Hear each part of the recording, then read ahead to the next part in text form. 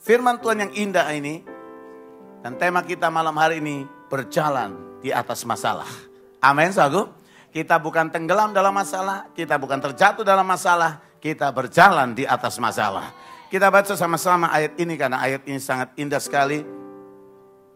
Matius pasal yang ke-14 mulai ayat 22 sampai 33 kita baca bergantian. Karena dari tadi pagi saya ngomongnya cuma beberapa bagian ayat. Tapi malam ini mari kita selesaikan semua baca ayat ini. Kita baca sama-sama. 22 saya baca, 23 saudara dan bergantian seterusnya. 22, sesudah itu Yesus segera memerintahkan murid-muridnya naik perahu dan mendahulinya ke seberang. Sementara itu ia menyuruh orang banyak pulang. 23 silakan. Yesus naik ke atas bukit untuk berdoa seorang diri ketika hari sudah malam. Iya, bagus. Perahu murid-muridnya sudah beberapa mil jauhnya dari pantai dan diombang-ambingkan gelombang karena angin sakal. 25.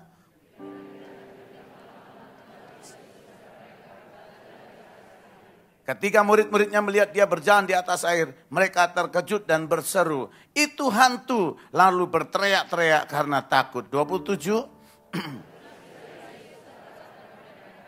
Tenanglah, aku ini, jangan takut. 28 lalu Petrus berseru dan menjawab dia, "Tuhan, apabila engkau itu, suruhlah aku datang padamu berjalan di atas air." 29.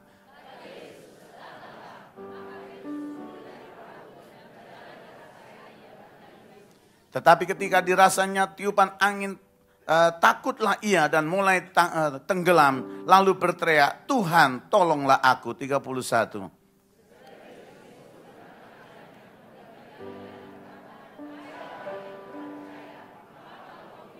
Lalu mereka naik ke perahu dan angin pun redahlah. 33. Dan orang-orang yang ada di perahu menyembah dia, katanya, "Sesungguhnya engkau anak Allah." Amin. Beri tepuk tangan dulu bagi Allahmu yang luar biasa. Kalau saudara baca ayat ini, saya langsung simpulkan ada satu cerita atau sesuatu yang tersirat di dalamnya, yaitu bagaimana supaya kita berjalan di atas masalah. Yang pertama yaitu kita mulai belajar untuk taat kepada Tuhan. Ayat 22 itu Yesus berkata, "Bertolaklah ke seberang." Saudara, ketaatan itu memang membutuhkan pengorbanan, membutuhkan suatu keyakinan bahwa yes, aku mau Tuhan, aku mau berjalan. Saudara, ini kalau sudah baca cerita itu, kalau pas jam itu, kalau mereka jalan, itu angin mulai jalan, mulai ada. Jadi kelihatannya ini masalah yang sulit. Waktu saya baca Alkitab, beberapa orang di dalam Alkitab, di yang pertama misalnya, ketaatan itu mendatangkan berkat yang besar sebenarnya buat kita. Tapi untuk taat, untuk melangkah, itu tidak gampang. Halo? Mesti belajar percaya siapa yang bicara, itu penting. Ya toh? Misalnya ini, ya, tiba-tiba Presiden Obama datang ke sini, langsung jemput saudara dan berkata, "Saya pengen kamu ikut ke Amerika." Lah, saudara pasti kaget karena waktu Obama datang, nggak mungkin dia datangnya sendirian. Dia pakai pengawal, dan kalau saudara lihat, ya betul. Terus dia bilang, "Aku pengen sekali kamu ke Amerika, ikut saya sekarang." Saya mau tanya, kalau dia yang ngajak saudara nyampe nggak ke Amerika? Iya, gitu. Kalau yang ngajak Mas Diran di bawah sana, gitu, belum tentu nyampe. Gitu. Tapi kalau Obama presidennya dan dia punya wewenang, saya mau bilang, kalau kita mau taat, yang pertama ini yang saya mau singgung, yang mau tekankan sekali, kau harus kenal siapa Tuhanmu. Yesusmu itu, juru selamatmu itu. Kalau engkau percaya, kau akan lihat tangan Tuhan membuka hal-hal yang ajaib dalam hidupmu. Amin. Saudara bayangkan di pagi hari dalam Kejadian 22, waktu bangun pagi hari, tiba-tiba Abraham mendengar Abraham. Tuhan panggil namanya, Abraham langsung jawab, "Ya Tuhan." Terus apa yang terjadi? Waktu dia bilang, "Ya Tuhan," saya suka kata itu. Tiba-tiba Tuhan bilang, "Sekarang bawa anakmu, persembahkan di Bukit Moria." Saudara, kata persembahkan anakmu, itu kata yang dipakai adalah sembelih anakmu. Jadi berkorban itu artinya dipotong dan tidak bisa kembali. Zaman sekarang enggak, orang memberi persembahan supaya balik. Ngerti gak saudara? Iya toh. Nah kata korban itu dulu awalnya enggak begitu. Dipotong, habis. Gitu. Saudara, waktu itu Abraham waktu dia persembahkan anakmu di atas bukit. Abraham itu saya kagum. Dia enggak bilang begini, Tuhan. Ya, kau yang bilang enggak boleh bunuh, sekarang aku disuruh bunuh. Piye toh? Orang Jawa kalau ngomong piye toh. Bagaimana toh? Kok bisa kau suruh bunuh anak? Enggak, saudara. Dia enggak usah ngajarin Tuhan. Tuhan ngerti semuanya. Halo? Amin, ya toh? Coba bilang sama sebelahmu, Tuhan ngerti kamu. Coba bilang, Tuhan tuh ngerti kamu. Amin. Dia tahu jalan hidup kita. Amin. Beri tepuk tangan yang paling meriah bagi Allah yang luar biasa. Amin. Saudara, kalau saya baca, ketaatan kita kepada Tuhan, karena kita kenal siapa dia, ketaatan kita itu juga mendatangkan keselamatan buat kita. Contohnya siapa? Itu Nuh. Kalau nanti saudara baca di rumah dalam kitab Kejadian pasal 6. Karena dia taat kepada Tuhan, suruh bikin bahtera. Saudara, Nuh ini bukan orang teknik, dia seorang petani. Disuruh bikin bahtera. Tidak pernah sekolah, suruh bikin bahtera. Dan tidak main-main, saudaraku. Bahteranya ini lumayan besar, tapi yang kedua dia harus atur karena yang masuk nanti itu binatang-binatang yang ada dua pasang. Bayangkan dia harus bisa mengatur sepasang maksud saya supaya mereka bisa masuk sama-sama tapi bisa aman. Bayangkan kalau di sini singa, di situ domba, amblas domba, betul nggak saudara? Kalau di situ datang ayam, di sini ular. Waduh, cilaka tualaf saudara. Tapi Tuhan beri hikmat kepada Nuh. Orang kalau taat, dengar, Tuhan tuh juga terus campur tangan. Amin. Taati firman Tuhan, maka Tuhan juga campur tangan. Tuhan tidak diam di sana. Tuhan buka jalan. Dan saudaraku, yang saya kagum, saudara tahu, Nuh bangun bahtera bukan semalam. Kalau semalam itu bikinnya dari koran. Ini dari kayu dia kerjain, saudaraku. Saudara tahu berapa lama Nuh bikin bahtera? Kurang lebih tidak lama, cuma 100 tahun. Dan bayangkan, tiap hari dia bikin gini, ambil ngomong, bertobat, Tuhan murka, nanti kita akan dibinasakan, nanti akan ada air bah. Mereka ketawa, zaman itu belum pernah ada dengar tsunami, belum pernah dengar. Ya, belum pernah ada banjir, belum pernah. Tapi Nuh ngomong terus, saudara, yang saya baca lagi di Alkitab, bahwa anak-anaknya menikah. Saya pasti berpikir gini, bayangkan anak-anak Nuh, waktu mau menikah. Pasti pacarnya ini, orang besannya pasti ngomongin anaknya. Nah, lu mau punya mertua yang rada itu. Mau nggak ya? Ya, mau nggak? Bayangkan setiap hari mau bikin bahtera. Ngomong nanti hujan turun, hujan nggak pernah turun-turun. Dia kerja terus bikin bahtera ngomong terus. Lu mau punya mertua kayak gitu? Tapi Tuhan tetap Tuhan. Lek waktunya kawin, yo kawin. Halo, amin. Dengar yang muda-muda, jangan bingung, jangan takut. Jangan langsung pergi ke pinggir jalan terus bilang, aku gak laku-laku, godain gua dong. Jangan, jangan. Ada Tuhan yang bisa memberkati kita, amin. Beri tepuk tangan bagi Allahmu yang luar biasa. Amin, ya. Jangan dijual murah. Saya mau bilang, Allah itu tahu kalau kita taat. Please, tenang. Tuhan campur tangan. Amin. Saya layani Tuhan sungguh-sungguh. Saya pokoknya mau beri yang terbaik. Gitu. Dalam hati saya, tahu-tahu ada seorang wanita pimpin pujian. Semangat. Wih, KKR. Di Bandung saya lihat. Tuhan yang model kayak begini nih. Cocok buat saya bilang gitu. Haleluya. Tuhan itu dengar. Langsung dikasihin. Yaitu istri saya sekarang ini. Dia mau ke Amerika sekolah apa. Muter. Tetap nyantol, balik mana ya? Allah yang ngatur, amin, saudaraku, amin. Itu loh, saudara kalau engkau taat, tenang, please. Bilang sama sebelahmu, be happy. 1, 2, 3, be happy. Kalau engkau taat, tenang, be happy. Allah campur tangan dengan cara yang luar biasa. Dan ketaatan itu juga saya singgung mendatangkan mujizat. Lihat pesta perkawinan di dalam Injil Yohanes pasal yang kedua. Itu pesta perkawinan di mana Yesus hadir. Dan tiba-tiba anggurnya habis. Yang habis apa? Anggur. Dan tiba-tiba Maria, ibu Yesus datang kepada Yesus dan berkata, mereka kehabisan anggur. Yesus bilang, waktuku belum tiba. Kadang-kadang Tuhan tunggu waktu yang terbaik buat kita. Tuhan tahu yang terbaik buat kita. Amin. Tunggu waktunya. Terus apa yang terjadi, saudara? Maria, ibu Yesus berkata kepada pegawai-pegawai itu, dengerin. Apa saja yang dikatakan oleh orang itu, lakuin. Pegawai-pegawai ini bilang, yes bos. Gitu ya. Mau deh. Ya. Tiba-tiba Yesus panggil pelayan-pelayan dan berkata, kumpulkan tempayan-tempayan yang ada. Yang kosong, tumpulkan semuanya. Dikumpulin semua. Sudah, terus dia bilang ini, isi semua dengan air. Pegawai-pegawai itu enggak ngomong begini. Maaf ya Tuhan, yang habis anggur, duduk banyu. Bukan air, anggur. Tapi lihat, karena dibilang oleh Maria, lakukan apa saja yang dikatakan. Lakukan. Dan apa yang terjadi? Orang-orang pegawai itu mengisi air semuanya penuh. Terus Yesus bilang apa? Cedok sekarang. Dan berikan kepada pemimpin pesta. Berikan pada manajermu. Suruh nyoba.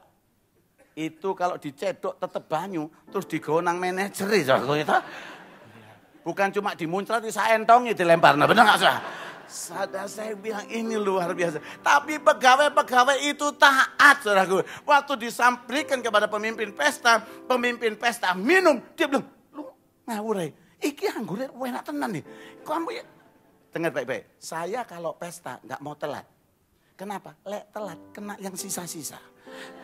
Biasanya yang istimewa pasti keluar duluan. Ngerti nggak saudaraku? Yang belakang ya forat lah ya. Yang rada-rada afkir ya silakan aja lah ya. Tapi saudara saya mau bilang. Tiba-tiba dapat anggur yang bagus sekali. Dan orang ini atau manajer ini bilang, ini dapatnya dari mana? Kok bisa ada anggur enak? Mestinya enak keluar dulu. Wah, pokoknya begitu. Salah. Dan manajer ini bilang sama yang punya perkawinan, kamu kok nyimpen anggur enak? Kok dikeluarin belakangan? Karena dia tidak tahu. Dikatakan, tetapi pelayan-pelayan itu tahu. Amin.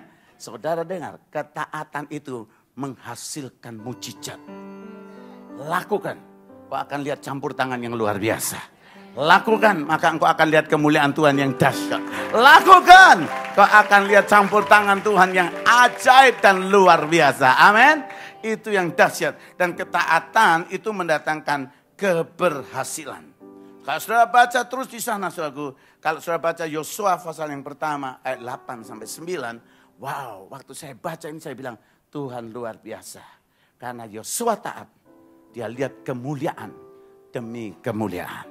Sekarang saya teruskan saja bagian yang kedua.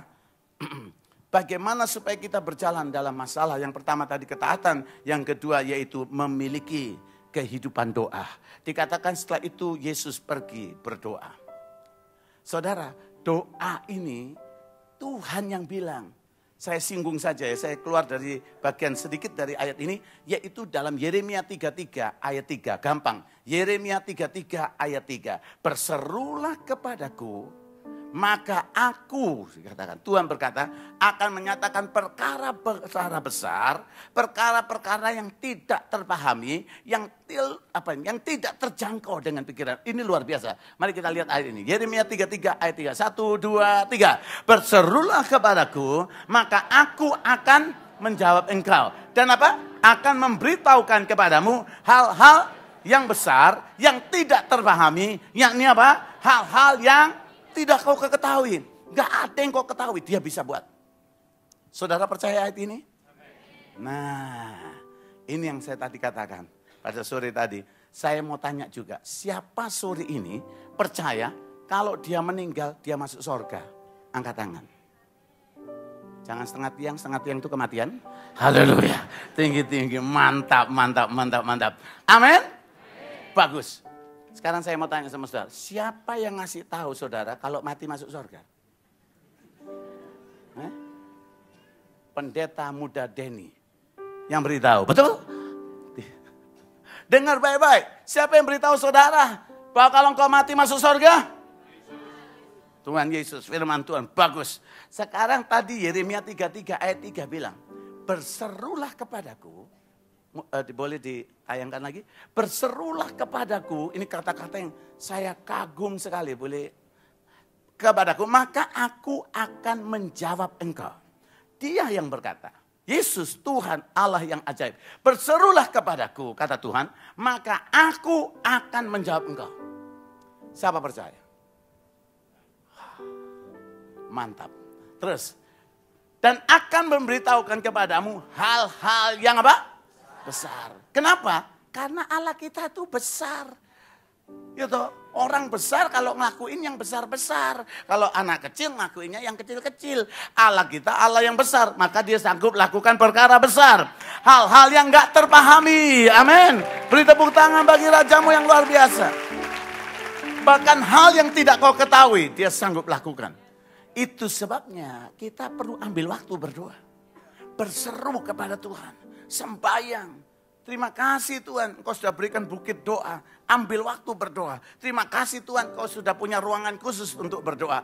Bagus. Puji Tuhan, terima kasih untuk jam pagi hari yang dimana Engkau bisa berdoa. Ambil. Puji Tuhan, Engkau bisa datang ke gereja. Di tempat ini, Engkau bisa berdoa. Dan saya mau katakan bahwa saudara, ada banyak perkara ajaib terjadi dimulai dari doa.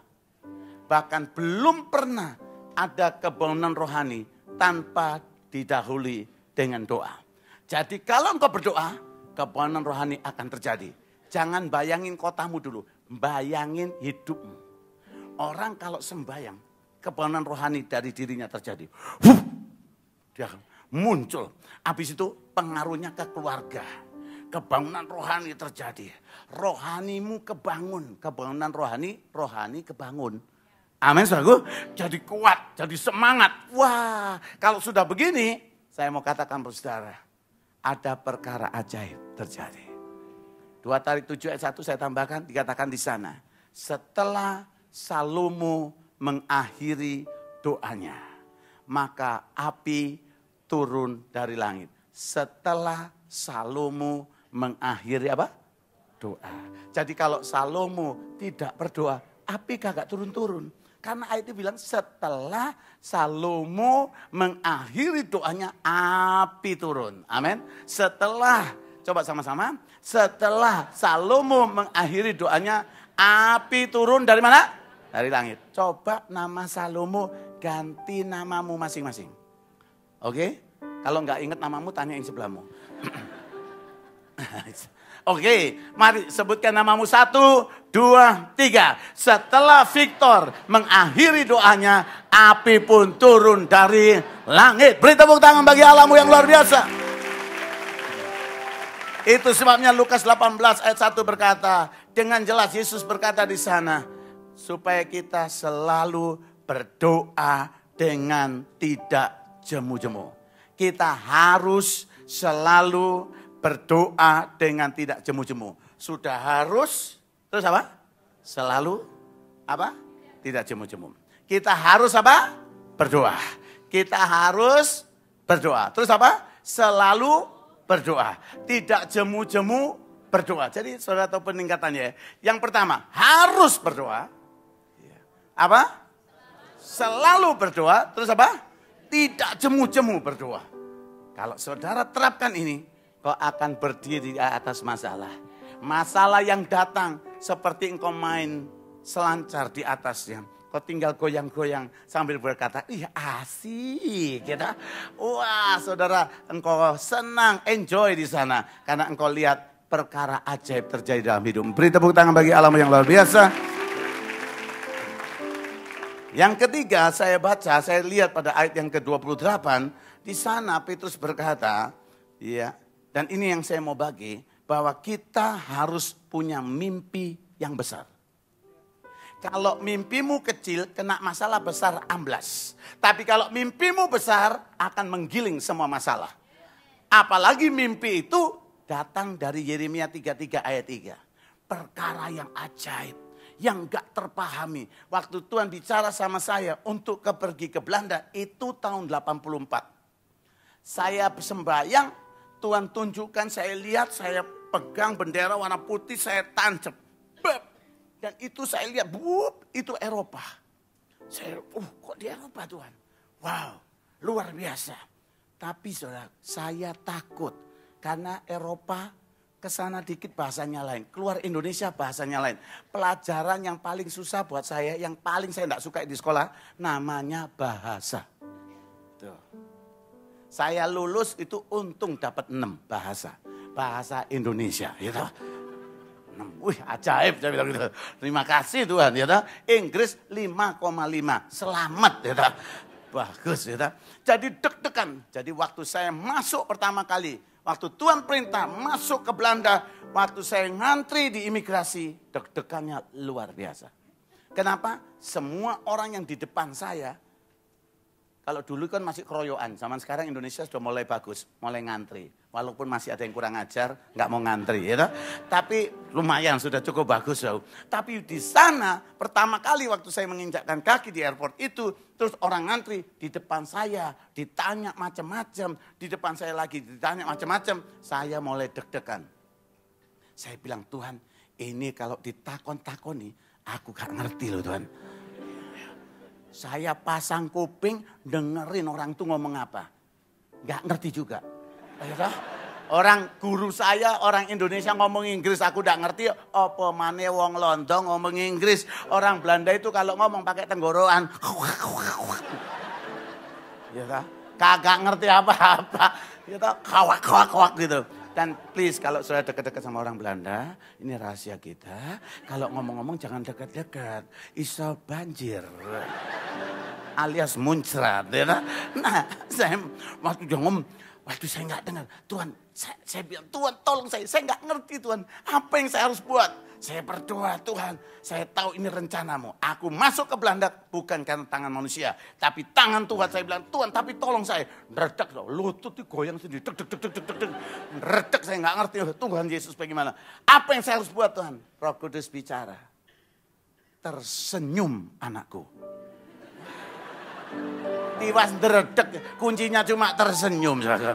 Tersenyum anakku, dalam hati saya. Tersenyum mah gampang. Orang Indonesia tuh ngerti gak ngerti tersenyum kok. Gak ngerti ya.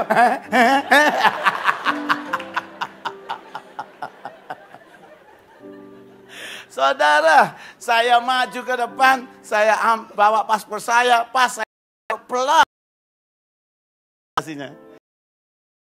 Langsung di stempel. Tok, next. Thank you, haleluya. Allah kita luar biasa. Dia dahsyat sekali, amin. Nah, saya beri contoh-contoh yang simpel supaya saudara tahu bahwa betul kekristen itu live, hidup. Bukan sebuah bayangan, bukan sebuah mimpi, bukan sebuah agama yang sekedar dipercayai dan dikatakan tidak boleh ini, tidak boleh itu, tidak boleh ke sana, tidak boleh ke situ. Enggak, kekristenan itu Allah manunggal sama manusia. Allah menyertai manusia. Haleluya. Jadi terus Petrus bilang gini. Waktu mereka kan takut. Ini udah betul-betul Tuhan diwali. Hantu. Tuhan diwali hantu. Tambah keweden. Ngerti gak? Lu bayangin di tengah ombak. Malam perahu dihantam ombak. Tiba-tiba ada orang jalan di tengah laut. Bayangno ya apa bayangno nih? Ya. Loh, apakah Yesus jo melok kena ombak ngono kan ya enggak ya toh? Pasti dia jalan tenang ombak biar dia cuma senyum toh. Apa nih murid-murid gak deg-degan? Hantu. Wah, mungkin Petrus mbek Thomas sudah peluk-pelukan ya. Wes, tapi saya mau bilang sama saya, ini saya senang sekali. Waktu mereka teriak-teriak gitu, Yesus bilang, "Aku ini, jangan takut." Tuhan kita itu tidak pernah membingungkan. Dia jelas, dia bilang, aku ini jangan takut. Amin. Waktu mereka dengar, mereka suka bersekutu dengan Tuhan. Dia langsung tahu, ini Tuhan kita. Tapi Petrus masih kurang percaya. Tapi dia punya mimpi besar. Kalau engkau Tuhan, suruh aku jalan datang kepadamu. Ini hebat. Jalan di atas air. Dia itu biasa di sana, di danau. Dia bilang, kalau engkau Tuhan, datanglah. Dia lompat. Pernah jalan di atas air nggak? Saya pernah. Waktu banjir di Wonokromo sak lutut. Ya,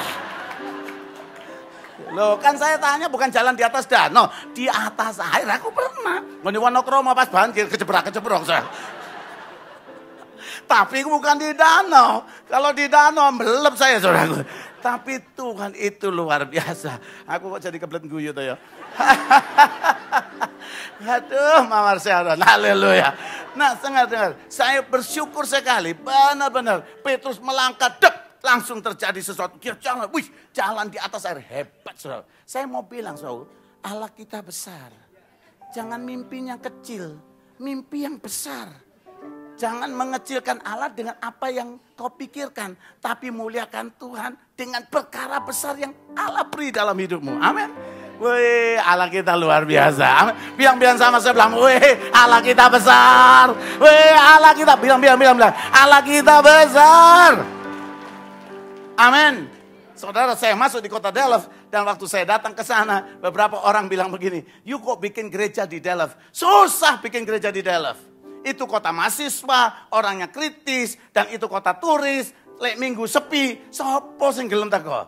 Kedua dibilang, kalau bisa menangkan 50 orang saja, hebat. Saya berdoa, Allahku besar, dia bisa berbuat sesuatu. Saya tidak ngerti bagaimana, saya belajar bahasa susah, saya ngerti itu kelemahan saya, tapi saya tidak perlu terbatas dengan bahasa saya.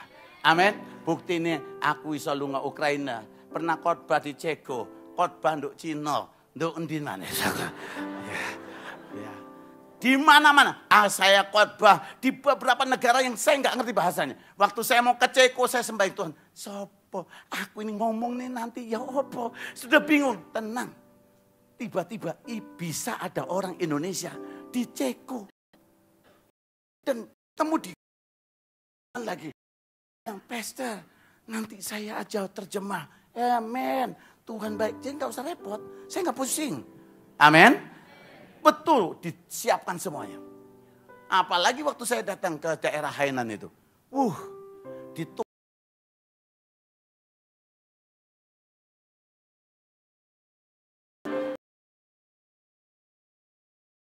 Istilah brosurnya penyembuh orang gila. Yang dibawa masuk orang gila.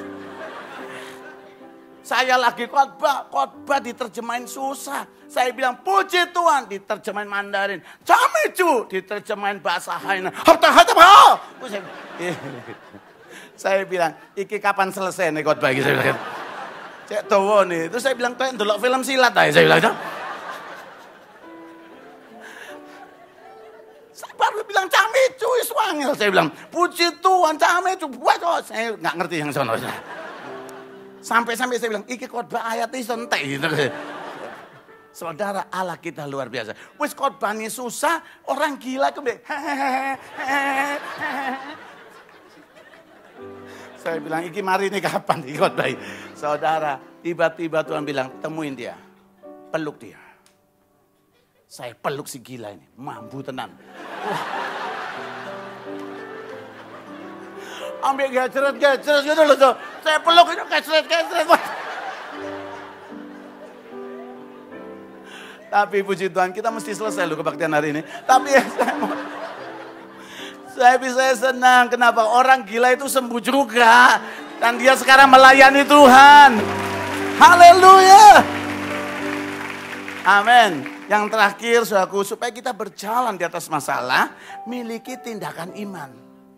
Mulai untuk saudara melihat visi dapat tercapai. Gitu. Mimpi itu akan jadi realita kalau engkau bangun dan berbuat sesuatu. Kalau engkau punya mimpi tapi kue turu terus, kata dia apa-apa, saudaraku. Nggak terjadi apa-apa. Banyak orang mimpi, aku besok di restoran, tapi nggak bikin apa-apa. Istrinya tanya, Bang, nggak kerja? Belum, masih mimpi. Kalau istrimu nggak goyang banyu 2 hari lagi ya jangan tanya saya. Bilang. Saya mau bilang saudara, seringkali kita itu nggak berani ambil stepnya, melangkah. Udah percaya, yakin bahwa Tuhan pasti campur tangan. Amin. Ya, amin saudaraku. Ya, tiba-tiba di ulang tahun gereja kami yang ke-15, saudara, saya ini sebelum ulang tahun, saya itu jalan-jalan di dekat Scheveningen di daerah sana. Saya pas lewat jalan gini, Tuhan bilang sama saya, kamu pakai hotel gitu. Saya bilang, Tuhan mahal loh Tuhan. Dalam hati saya. Kedua, wih hebat banget. Hotelnya pinggir laut bagus. Namanya Kurhaus. Wah bagus. Tapi larang. Saya bilang gitu. Saya pulang saya ngomong sama istri saya. Tadi tuh pas saya lewat situ tuh. Tuhan ngomong ulang tahun gereja nanti kita pakai itu. Istri saya ngomong yang sama. Mahal itu. Podo ya aku bilang. Sama saya bilang gitu. Saudara saya bilang biar Tuhan yang campur tangan. Ini bukan untuk gaya-gayaan. Tapi ini pasti Tuhan. Saya diam, saya ngomong sama pengurus. Dengar, karena ini ulang tahun gereja ke-15. Kita mesti kita akan menampung banyak orang. Karena 4 gereja jadi 1. Karena kita ada 4 gereja. Terus belum lagi nanti orang-orang yang lain datang. Terus. Saya bilang, ya udah siapin pilih gedung yang cukup besar.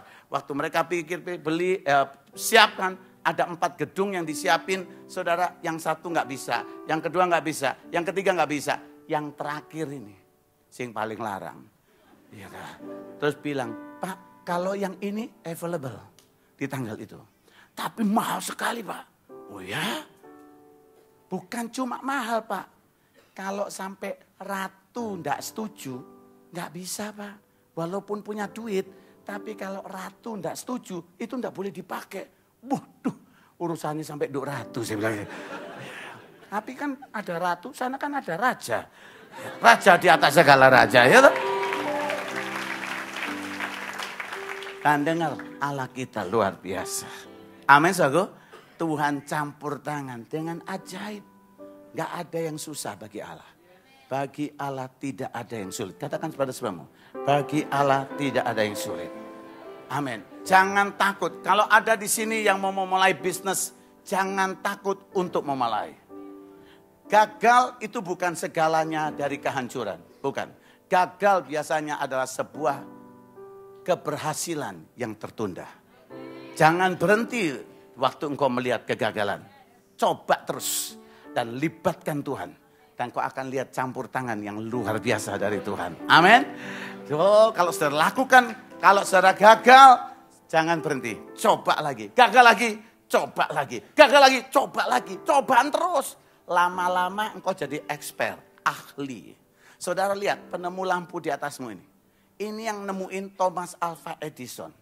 Yang kelas 3 SD diusir dari sekolah saking gobloknya.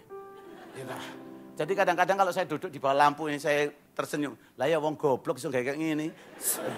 Lah aku gobloknya sak piro, ngerti kan? Orang goblok iso kayak lampu saya bilang. Dan saudara, waktu saya baca penemuan-penemuan dari Thomas Alva Edison, handphone yang kamu pegang sekarang itu basicnya dari penemuan Thomas Alva Edison.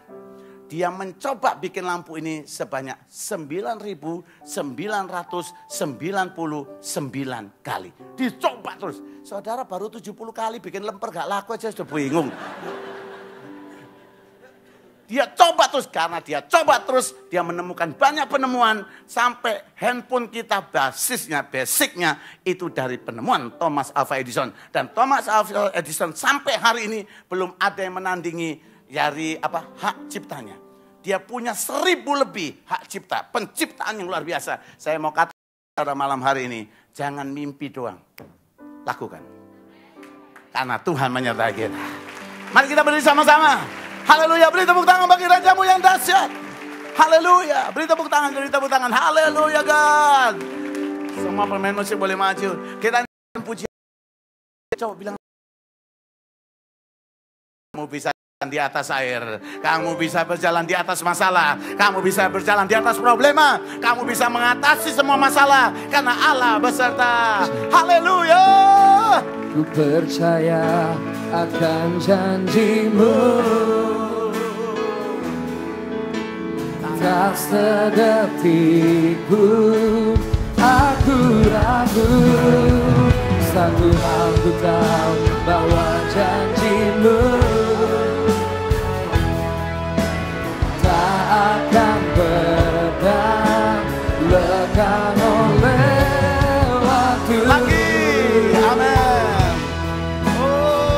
pasti di